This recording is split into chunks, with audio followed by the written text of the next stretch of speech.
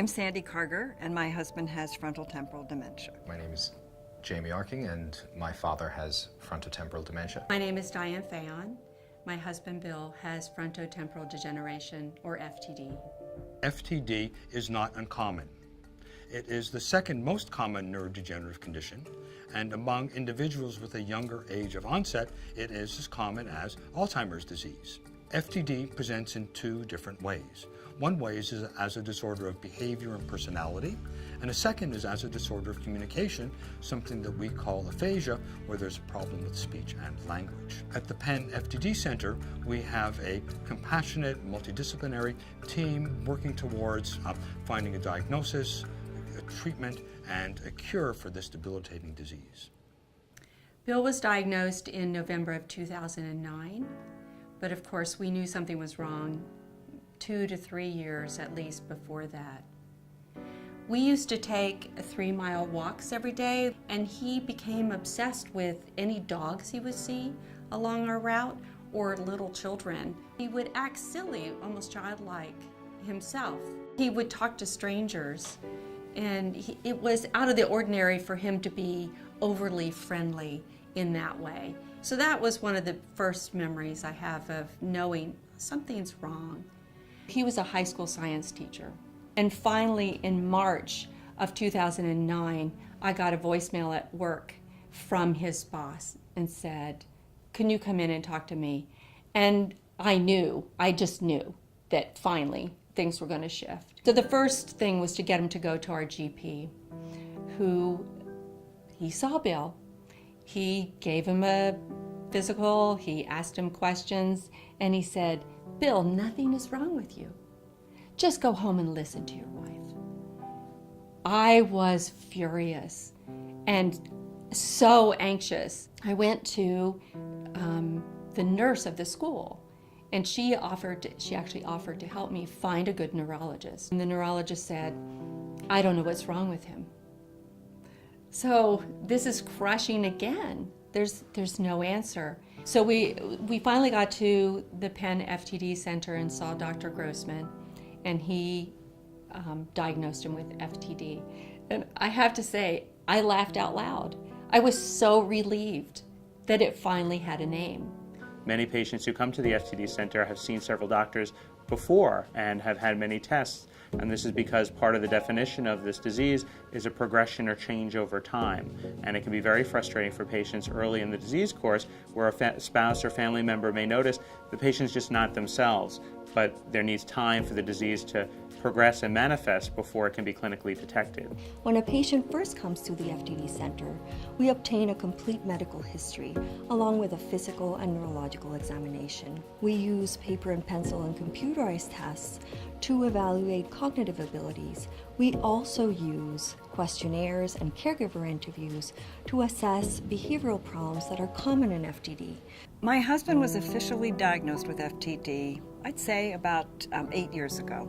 The thing that impressed me so much was that in the first initial interview, Dr. Grossman spent, I think, probably an hour and a half or more talking with Bob. I had MRIs. He didn't look at the MRI initially. He did the interview, did his test, cognitive testing. The very end, he said, "I think I know what this is. Let me see the MRI." He put the MRI up, was right there. I was like a deer in the headlights. At that point, I was told, get your affairs in order.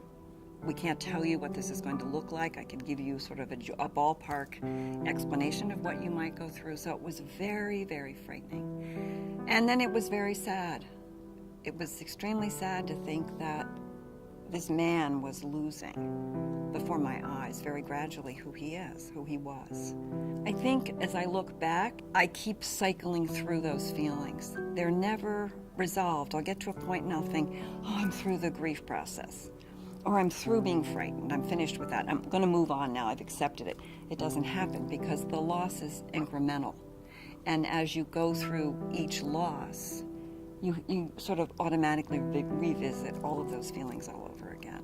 It's changed our lives in terms of what I think about the future. I have found myself becoming much more centered on one day at a time. And it's changed the freedom of, say, as a caregiver, my thinking and what I can do, and what I thought when I retired we would both do together.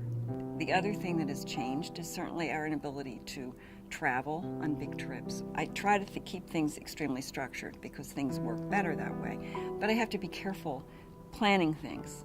How much can we do in a day, or how much can he do in a day? I think the biggest challenge for FTD treatment is getting the support and resources to caregivers. The brunt of this disease falls solely on those closest to the individual with the disease, unfortunately, and it is very difficult to navigate the healthcare system and obtain the types of resources to give structure to a patient's day-to-day life and to help a caregiver keep a patient safe and cognitively stimulated. I think the FTD Center was the key in helping me move forward. The medical information that I received, that was one piece. The clinical aspect of this, the education. So in the Penn FTD Center, we spend a lot of time talking to patients and families about their symptoms, treatment, and prognosis. And I think that this allows the patient and the family to have the knowledge to be able to make informed decisions about their care. One of the ways that we educate caregivers on a larger scale is through our annual caregiver conference. So some of the topics include basic science information. We talk about new research findings. We talk about things like new diagnostic technologies. Most importantly, I think for the caregivers, this is an opportunity to meet other caregivers, to share stories about the caregiving experience. If I look back to that first conference I went to 8-9 years ago, compared with the last conference last summer, there's a world of difference in the knowledge. That's not happening everywhere. We are just so lucky that it's here. FTD is inherited in about 20% of cases, so you can imagine that families are often concerned about the risk for their children.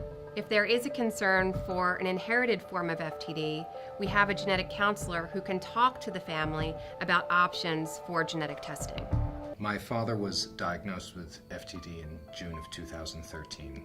So Penn offers genetic testing for this disease. And after my father's diagnosis, I needed to know whether or not I had the same mutation as my father. The process through Penn was quite easy. You meet with a genetic counselor. She explains that just because you have the mutation does not mean that you are definitely going to come down with FTD.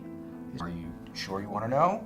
Because this is, once you know, you cannot take back that information. My blood was drawn, and you're sent home, and you come back, I think, a month later. And you go in, and you sit down with the genetic counselor again. She told me that, yes, I have the same mutation that my father has. While I thought that it would not be a problem to know it, it was one of the most difficult things for me to hear.